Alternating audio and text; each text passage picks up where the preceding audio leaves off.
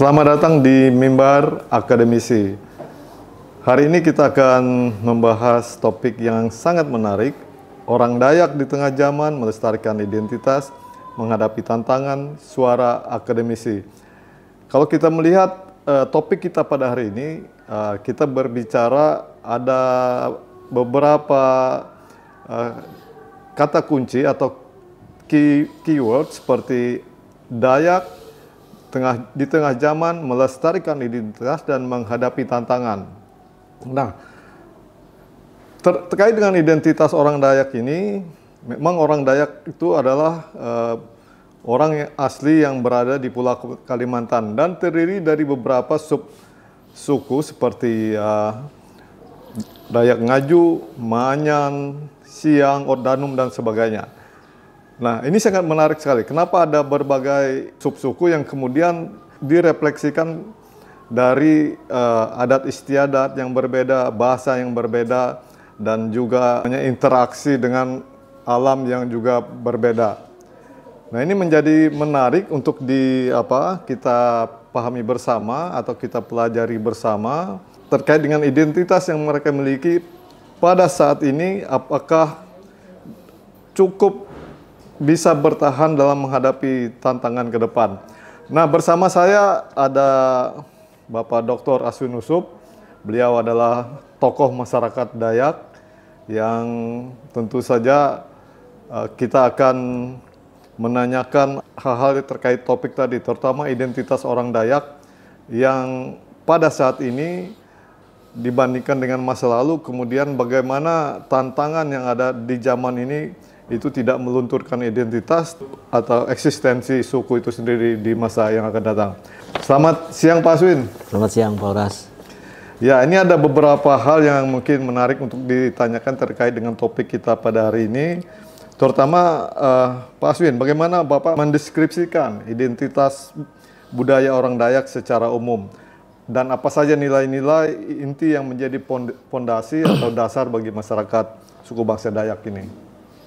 Baik Pak Horas, terima kasih atas pertanyaannya bahwa suku Dayak adalah suku asli yang menduduki atau yang berada di Pulau Kalimantan. Sebagaimana kita ketahui dalam istilah kita saat ini bahwa suku Dayak itu adalah suku yang tertanam di Pulau Kalimantan. Artinya mereka berurat dan berakar di Kalimantan ini pada umumnya. Di Kalimantan Tengah bahwa suku Dayak yang dominan adalah suku Dayak Ngaju yang terbesar dengan berbagai sub-sub Dayak berdasarkan aliran sungainya. Tetapi ada satu karakteristik Dayak yang kita lihat bahwa mereka memahami tentang situasi dan kondisi kehidupan seharian masyarakat Dayak, terutama dalam memenuhi kebutuhan pangan. Masyarakat Dayak secara menyeluruh dalam tanda petik sejak dulu sampai sekarang itu mereka memahami betul bagaimana cara bertahan hidup di tengah-tengah situasi seperti saat ini di Pulau Kalimantan. Sebelumnya saya bercerita dulu bagaimana orang Dayak dulu sebelum perkembangan zaman ini terjadi. Yang mereka pikirkan adalah bagaimana menyiapkan ketahanan pangan keluarganya. Ya, di Kalimantan Tengah sebagai contoh, bahwa masyarakat Dayak dulu dia berladang, kemudian menanam sayur-sayuran di tempat ladangnya, kemudian sayur yang lain, ikan dan sebagainya, itu diambil dari alam yang disediakan oleh alam. Sehingga kalau kita melihat bahwa kehidupan orang Dayak dulu itu jauh lebih sejahtera saya kira dibandingkan dengan sekarang dari segi ketahanan pangan keluarga. Itu sejahtera dalam arti kata tidak banyak berpikir yang lebih jauh gitu loh. Kalau sekarang itu banyak keinginan sehingga kondisi alam juga sangat rusak. Bagaimana kalau Pak Horas tahu dulu bahwa orang Dayak hidup di Kalimantan Tengah ini hanya dengan penghasilan 1 juta per bulan misalnya. Tapi mereka mampu menyekolahkan anaknya, mampu untuk bertahan hidup di tengah masyarakat seperti itu. Kenapa? Karena sayur seperti rebung, seperti kelakai, pakis dan sebagainya itu tidak beli. Jadi mereka hanya mengambil dari lahan. Nah, kondisi inilah ini salah satu karakteristik orang Dayak yang suka atau tidak suka, karakteristik ini mulai tergerus karena zaman yang berkembang seperti itu. Contohnya seperti apa Pak, yang nilai-nilai yang sudah tergerus ini sehingga tadi dikatakan bahwa masyarakat Dayak itu sangat bergantung kepada alam. Bisa mendapatkan makanan dan kebutuhan lainnya, kebutuhan sandang pangan itu dari alam. Tapi sekarang seperti apa? Apa yang terjadi dengan alam kita ini? Ya, dulu di tengah-tengah kehidupan masyarakat ini kan banyak hutan, banyak sumber daya alam yang masih bisa dipanen secara gratis seperti itu. Danau dan sungai itu banyak menghasilkan ikan. Ya. Nah, sehingga masyarakat Dayak hanya bagaimana untuk memanen hasil-hasil yang sudah ada. Baik, Pak Aswin juga adalah seorang akademisi. Nah, apa yang membuat Bapak tertarik meneliti atau mendalami dinamika masyarakat Dayak ini tadi, baik di masa yang lalu dan saat ini yang sekarang kita hadapi dengan berbagai tantangannya? Ya, kalau kita flashback ke belakang ya, bahwa pola-pola kehidupan lama masyarakat kita itu memang perlu disentuh dan dirubah. Tapi untuk menyentuh dan merubah ini memang tidak gampang, membutuhkan usaha dari semua pihak. Nah, misalnya cara berladang yang dulu masih subsisten dan penggunaan api sebagai salah satu alat untuk membersihkan tempat berladang dimaksud, di mana kalau tidak dibakar tidak ada produksi seperti itu. Dan pola-pola seperti sekarang ini juga harus kita rubah dengan cara apa? Dengan memberikan inovasi-inovasi yang sudah barang tentu tidak suddenly seperti kita berikan, misalnya dasar pengelolaan sawah misalnya. Masyarakat Dayak memang belum terbiasa dengan pola-pola pertanian menetap seperti sawah. Tetapi bukan berarti mereka tidak bisa, tapi membutuhkan waktu untuk kita mengedukasi mereka dengan memberi contoh-contoh dan dilibatkan secara langsung dalam kegiatan-kegiatan yang dilakukan oleh pemerintah. Baik, Pak Aswin, kita juga terkadang melihat bahwa di dalam masyarakat itu ada selain hal-hal yang bersifat real atau fakta yang ada yang mereka pelajari dari alam, tapi ada juga hal-hal yang bersifat spiritual. Nah, menurut Pak Aswin, hal ini seperti apa? Bagaimana menyeimbangkan antara hal-hal yang bersifat spiritual dan natural dan hal-hal tadi yang bersifat fisik, bersifat real gitu? Ya, memang kehidupan orang Dayak itu tidak bisa lepas dari hutan sebenarnya.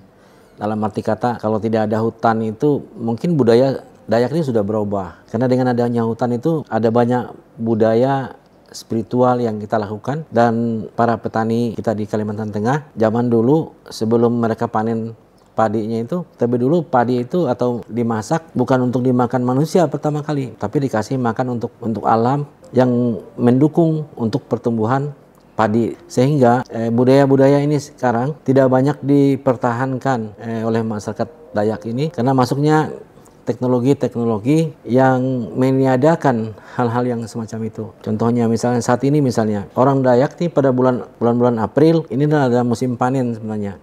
Dan setiap akhir musim panen itu pasti diiringi dengan air besar.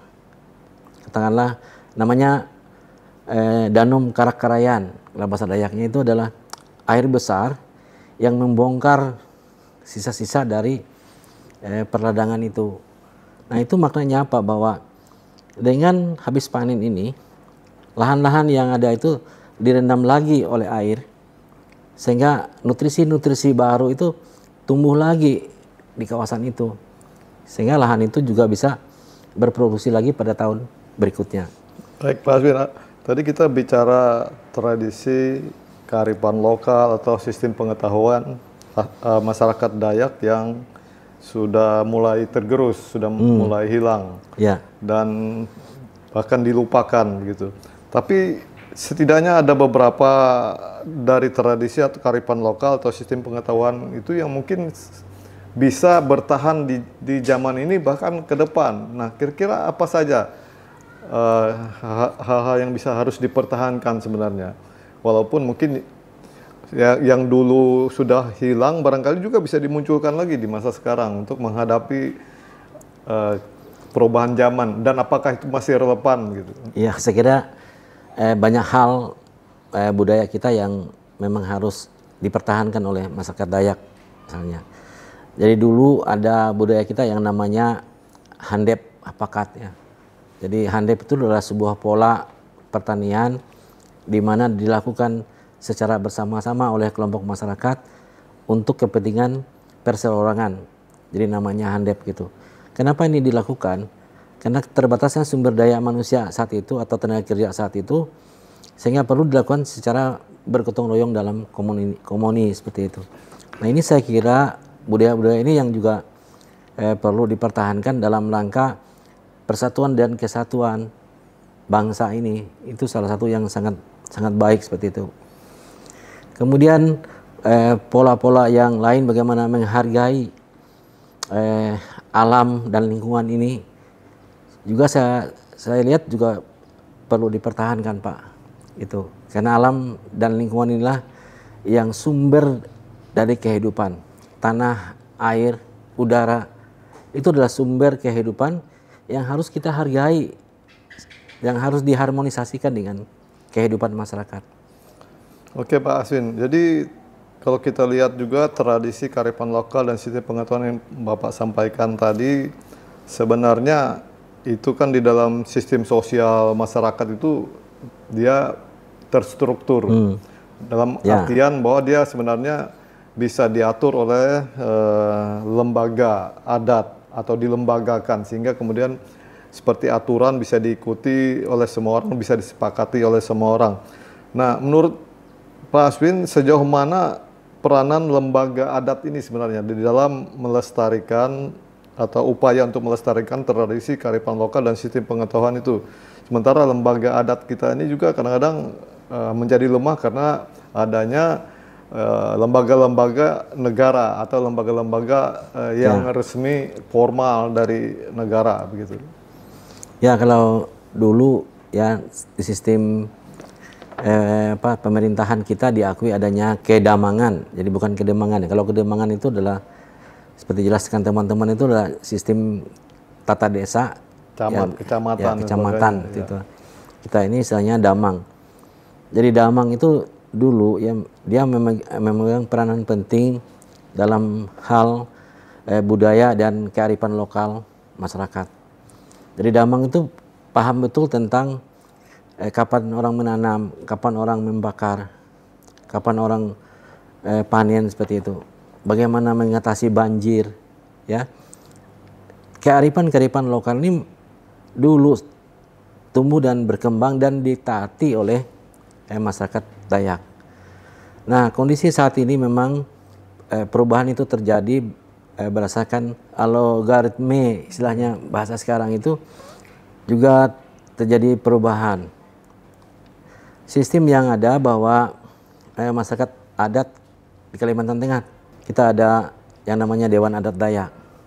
Nah, Dewan Adat Dayak itu diharapkan sebenarnya adalah bagaimana menghidupkan kembali kearifan lokal yang ada sehingga menguatkan masyarakat-masyarakat yang adat yang masih ada di Kalimantan Tengah. Baik Pak Aswin, terkait dengan perubahan tadi, menurut Pak Aswin apa yang perubahan signifikan apa yang terjadi di masyarakat Dayak beberapa dekade terakhir ini?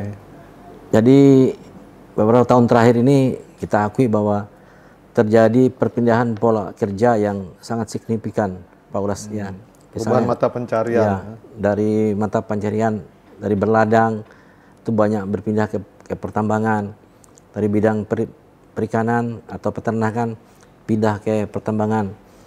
Karena memang bidang pertambangan jauh lebih menggiurkan ketimbang bidang-bidang pertanian dalam tanda petik seperti itu. Nah, ini kan terkait dengan generasi muda sekarang. Perubahan-perubahan itu pasti mengenai mereka. Kalau tadi orang-orang tua kita biasa berladang, biasa bertani, tiba-tiba dihadapkan dengan apa namanya budaya mata pencaharian, misalnya mencari emas dan kemudian menghasilkan uang yang banyak. Ini dampaknya seperti apa untuk kedepannya, untuk generasi muda Dayak ini? Iya, memang kita harus cari sebuah terobosan ya, katakanlah sosial dan budaya kita atau kearifan lokal kita tuh memang sudah ada sebenarnya yang mampu bertahan walaupun di era globalisasi seperti ini. Sebagai contoh karet dan rotan misalnya.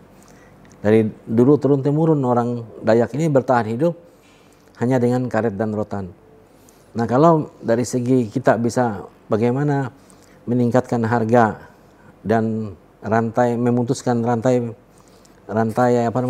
pemasaran yang begitu panjang, saya kira masyarakat mungkin bisa kembali lagi seperti dulu. Jadi dia tidak akan merusak lingkungan alam dan hutan lagi, tapi lebih kepada bagaimana memelihara kebun karet, rotan dan lain-lain, Pak, seperti itu. Baik Pak, jadi kembali ke identitas tadi, jadi sepertinya sudah terjadinya kepudaran identitas akibat perubahan tadi. Nah, artinya karena identitas ini terkait dengan eksistensi suku bangsa Dayak ini dari berbagai sub etnis atau sub suku ini, ke depan apakah hilangnya identitas itu juga akan menghilangkan suku Dayak itu sendiri, suku bangsa Dayak itu sendiri? Ya, yang jelas bahwa identitas kita dulu itu sudah tergerus, sudah banyak yang berubah, diikuti dengan perkembangan zaman yang ada. Dan kalau ini tidak kita jaga, tidak kita rawat, maka mulailah identitas itu hilang satu persatu. Lahan-lahan yang ada di sekitar itu dijual, kemudian mereka juga tidak punya akses lagi. Artinya bahwa hak pengelolaan atas tanah yang merupakan ciri khas masyarakat Dayak itu mulai hilang, mulai tergerus seperti itu. Jadi ini juga yang menjadi perhatian kita supaya masyarakat ini bagaimana menjaga lahan dan hutan itu menjadi sebuah sumber pangan dan kekuatan kearifan lokal masyarakat Dayak. Nah, tantangannya apa Pak untuk mempertahankan itu? Apa kesulitannya bagi kita orang Dayak, suku bangsa Dayak itu mempertahankan lahannya, mempertahankan identitasnya? Ya, salah satu ya memang kita harus akui bahwa kita memang membutuhkan teknologi sebenarnya untuk mempertahankan itu, dengan parang dan beliung atau kapak untuk membuka lahan itu sudah tidak zamannya lagi seperti itu, atau dengan mencangkul juga tidak zamannya lagi dalam skala yang luas. Maksud saya kita harus bagaimana bergandeng tangan untuk memberikan lagi program-program bersama dengan pemerintah atau siapa yang peduli seperti NGO, perusahaan dan sebagainya, memberikan contoh gitu pengelolaan lahan yang baik untuk pertanian. Ini menarik Pak. Jadi kita mau menggunakan teknologi untuk mempertahankan identitas, mempertahankan keberlangsungan suku bangsa Dayak ini.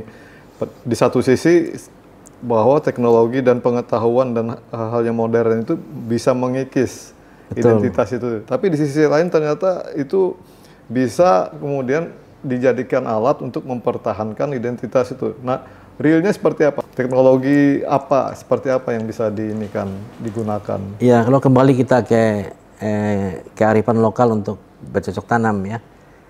Memang masyarakat Dayak ini sampai hari ini ya mungkin sebagian besar, dalam tanda petik maksud saya, mereka masih menggunakan api sebagai sarana untuk apa namanya? Untuk membersihkan lahan. Tidak ada produksi kalau tidak ada pembakaran. Nah, sebenarnya pola ini memang baik pada waktu dulu, Pak. Kalau zaman sekarang mungkin karena saking banyaknya manusianya lagi, lalu kita membakar, akhirnya akan merusak ekologi kesehatan manusia akibat asap itu. Dan pola ini memang tidak bisa kita pertahankan. Kalau pola ini bisa kita pertahankan, mari kita bantu masyarakat untuk membuka lahan dengan teknologi sehingga dia tidak lagi menggunakan api, tetapi dia tetap bisa berusaha untuk bertanam dengan kemampuan dan kapabilitas masyarakat di situ. mereka mampu untuk mengolah tanah minimal untuk ketahanan pangan keluarga. Saya kira itu salah satu peran teknologi ya, yang saling mendukung, tidak menghilangkan budaya itu sendiri. Ya, memang perlu kita akui bahwa bagaimana caranya mengajak masyarakat supaya bangga menjadi orang Dayak, itu yang paling penting. Ada semangat dari dalam bahwa saya orang Dayak dan bangga menjadi Dayak ini. Itu. Dan kebanggaan ini harus kita pupuk terus ya. Kita pupuk terus. Baik Pak, 10 sampai 20 tahun ke depan pasti perubahan itu juga akan terus terjadi dan bahkan mungkin semakin masif, semakin banyak hal-hal baru yang ya, kemudian pasti, ya. Terjadi karena teknologi dan sebagainya. Contohnya saja misalnya perubahan iklim, kemudian di bidang IT misalnya sekarang sudah digunakan artificial intelligence atau AI dalam berbagai hal. Nah kemudian kaitannya dengan generasi kita orang Dayak ini kan orang Dayak ini masih banyak yang tinggal di tempat-tempat yang sangat remote ya, daerah terpencil, yang tidak punya listrik, yang tidak punya internet. Nah ini kan seperti apa ya? Seperti ibarat perbedaannya sangat signifikan gitu. Jadi begitu masyarakat yang tidak mempunyai sarana seperti internet dan sebagainya tiba-tiba masuk ke kota, tiba-tiba ada lapangan pekerjaan, ada perubahan yang signifikan, ini akhirnya orang luar yang menguasai gitu. Ini gimana menurut? Bagaimana kita bisa memberdayakan masyarakat Dayak itu yang berada di tempat-tempat yang terpencil? Ya, kita sangat berharap sebenarnya ada kelompok-kelompok masyarakat yang memang fokus mengedukasi masyarakat kita tentang back to basic, dalam arti bagaimana pengelolaan hutan dan lahan yang ada di desa di Kalimantan Tengah.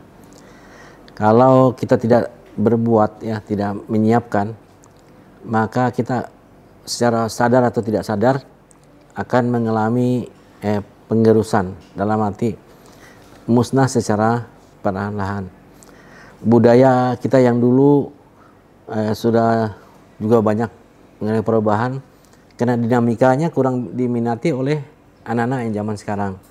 Dulu misalnya orang menganjan seperti ini, seperti itu. Sekarang anak-anak sekarang mungkin ngapain yang seperti itu? Lebih baik dengan lagu karungut modern seperti itu ya, yang bisa joget enak gitu. Kemudian yang perlu dari catatan, kira-kira dalam kesempatan ini saya ingin sampaikan bahwa mari kita jadikan satu desa itu satu produk minimal ya, karena orang yang bisa menjadi kaya itu adalah mereka punya sesuatu yang bisa mereka jual. Jadi kita menjadi miskin itu karena tidak ada yang kita jual yang secara rutin dan kontinu, sehingga masyarakat pun tidak ada penghasilannya secara menetap. Hari ini dia kerja nebas misalnya, besok dia cari ikan, berikutnya cari apa gitu di hutan ya. Mereka kerja itu secara sporadis. Ini sebenarnya adalah penyebab kemiskinan yang utama.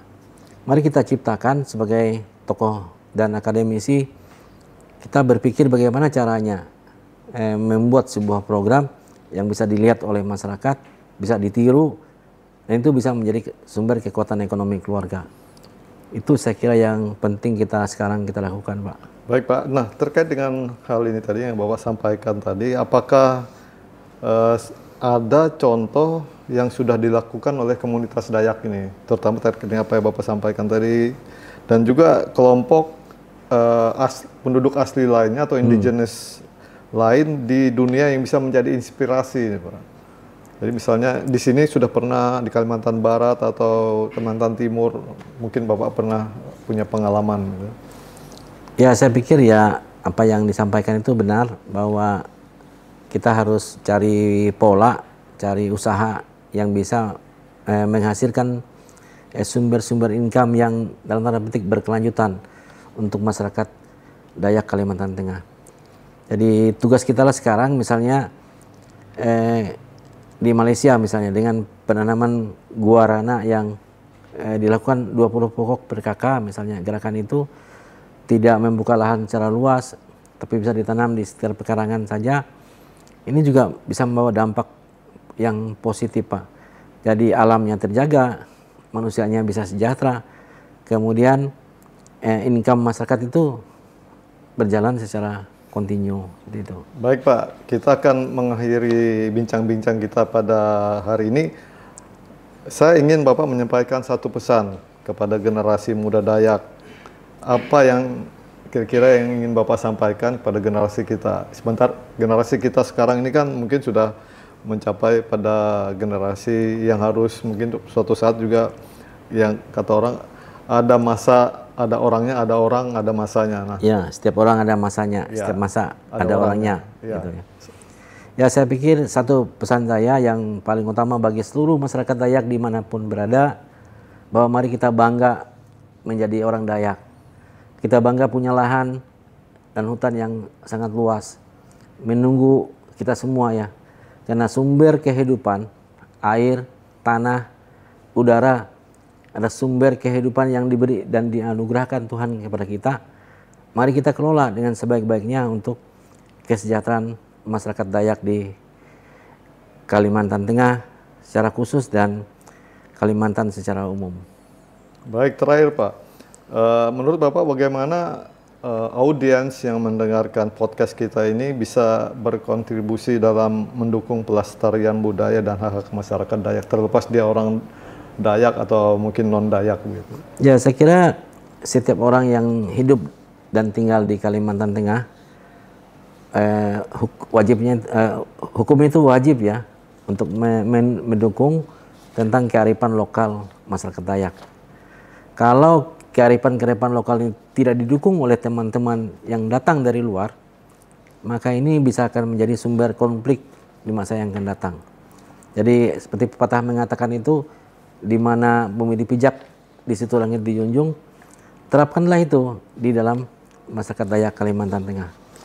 Mari bersama-sama jaga lingkungan, alam, sungai dan hutan untuk kesejahteraan masyarakat Kalimantan Tengah. Baik, Pak Dr. Aswin Usop, terima kasih. Terima kasih. Demikian tadi mimbar akademis terkait dengan identitas masyarakat suku Dayak, kondisinya saat ini dan bagaimana upaya untuk melestarikannya. Semoga bermanfaat bagi kita semua. Terima kasih. Terima kasih, selamat siang. Selamat siang, Pak.